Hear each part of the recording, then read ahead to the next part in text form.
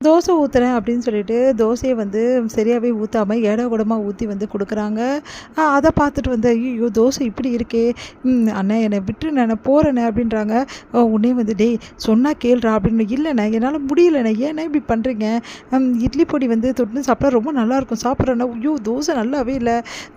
ஏன் இப்படி இருக்கு? மாவு மாவா இருக்கு. சரியாவே வேகல" அப்படின்னு சொல்றாரு. அதுக்கிட்ட, "ஏன் வந்து இப்படி பண்ணிட்டுருக்க வானதி? நான் தான் வேணாம் சொல்றேன்ல.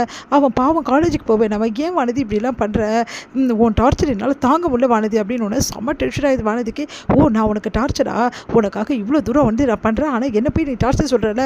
இதுக்கப்புறம் இங்க மூஞ்சில முழிக்காத" அப்படி சொல்லிட்டு டென்ஷன் ஆகி வந்து போறாங்க. "அண்ணே அவள பார்த்துக்கலாம் விட்றா. நீ வாடா உனக்கு டிஃபன் வாங்கி கொடுத்து வந்துட்டு உன்னை காலேஜில் அனுப்புறேன்" அப்படின்னு சொல்லிட்டு வந்து பாண்டியன் வந்து கிளம்பிடுறாரு.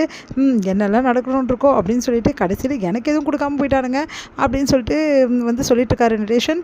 இங்கே வந்து என்ன பண்ணுறாங்க, அண்ணன் வந்து 30 பவுன் நகை போடும், 25 லட்ச ரூபா ரொக்கமாக தரும், அதனால கல்யாணத்துக்கு நீங்கள் சம்மதிக்கிறீங்க இல்லைனா சரின்னு சொல்லிட்டு அவரும் என்ன பண்ணுறாரு, சரி அப்படி இதெல்லாம் தரதா இருந்தால் நான் கண்டிப்பாக கல்யாணத்துக்கு சம்மதிக்கிறேன் அப்படின்னு சொல்லிட்டு சொல்லிடுறாரு.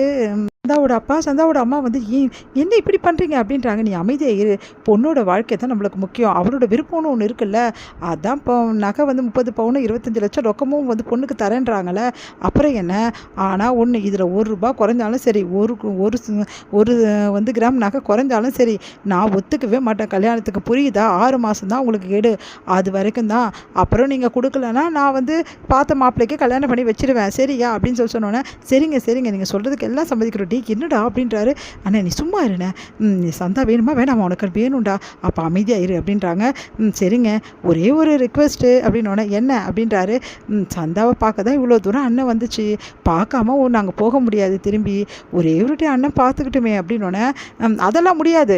அதான் 6 மாதம் சொல்லியிருக்கோம்ல, 6 மாதம் கழிச்சு வாங்க" அப்படின்னு சொல்லிட்டு அவங்க அம்மா சொல்கிறாங்க. சந்தாவோட அம்மா, "ஏங்க அண்ணன் பாவம் சந்தா பார்க்க தானே வந்து ஒரே 2 வார்த்தை பேசிட்டு போட்டுமே" அப்படின்னு சொல்லிட்டு இருக்காங்க நிலாவும்.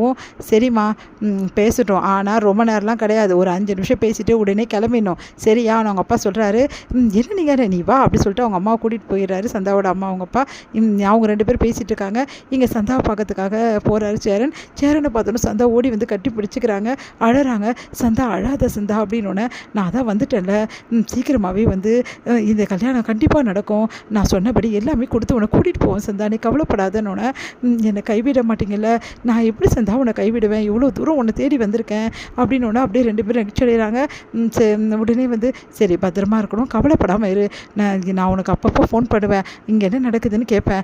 நீ கவலைப்படாமல் இரு. நான் உன்னை கல்யாணம் கண்டிப்பாக பண்ணிப்பேன் சந்தா.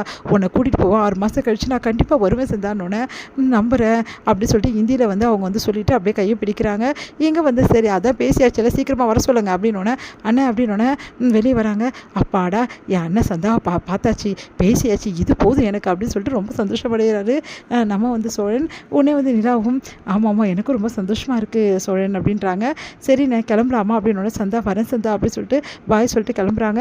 எல்லாருக்கிட்டையும் சொல்கிறாங்க, "இங்கே பாருங்கள் 6 மாதத்துக்கு அப்புறமா வந்து நீங்கள் வந்து எடுத்து வந்து கொடுக்கலன்னா சந்தா வேற ஒருத்தனை கல்யாணம் பண்ணி வச்சுடுவேன்.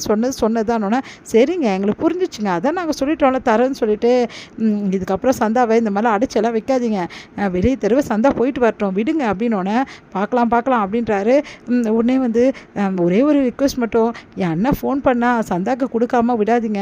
அண்ணன் கொஞ்சம் பேசிட்டோங்க" அப்படின்னோடனே, "அதெல்லாம் நான் கேரண்ட்லாம் கொடுக்க முடியாதுப்பா. பார்க்கலாம்" அப்படின்னு சொல்லிட்டு போகிறாங்க. உடனே அனீஷ் வந்து, "நான் பார்த்துக்கிறேன் நீங்கள் கவலைப்படாதீங்க" அப்படின்னு அனீஷ் சொல்கிறாரு. "சரிங்க அனீஷ் நான் வரட்டுமா?" அப்படின்னோடனே, "நான் வழி அனுப்பிச்சிட்டு வந்துடுறேன்ப்பா" அப்படின்னு சொல்லிட்டு அவங்க அப்பா கிட்ட அம்மா கிட்ட சொல்லிட்டு பாருங்க. சந்தா ரொம்ப சந்தோஷமாக இருக்காங்க. இங்கே வந்து என்ன பண்ணுறாங்க, "என்னண்ணே இப்படி வந்து அண்ணியை விட்டுட்டு வர்றது மனசு கஷ்டமாக இருக்கா?" அப்படின்னோடனே, "டேய் அதெல்லாம் இல்லைடா. நீ இவ்வளோ பவுன் நகையும் இவ்வளோ ரொக்கமும் கொடுக்குறேன்னு சொல்லிட்டியேடா. இப்போ என்னடா பண்ணது? இங்கே பாருண்ணே சந்தாக்காக உன் வாழ்க்கைக்காக என்ன வேணாலும் பண்ணலாம். அதனால் 6 மாதம் வரைக்கும் டைம் இருக்குது. அதுக்குள்ளேயே நம்ம சேர்த்துடலாண்ணே. நீ கவலைப்படாமல் வாண்ணே" அப்படின்னோடனே, சரின்னு யோசனையாகவே போகிறாரு. என்ன நடக்க போதோ, இதெல்லாம் நடக்குமா நடக்காதான்னு சொல்லிட்டு யோசனையே போகிறாரு. "எல்லாம் நடக்குண்ணே, ரொம்ப யோசிக்காத வாண்ணே" அப்படி சொல்லிட்டு கூட்டிகிட்டு போகிறாரு சோழன்.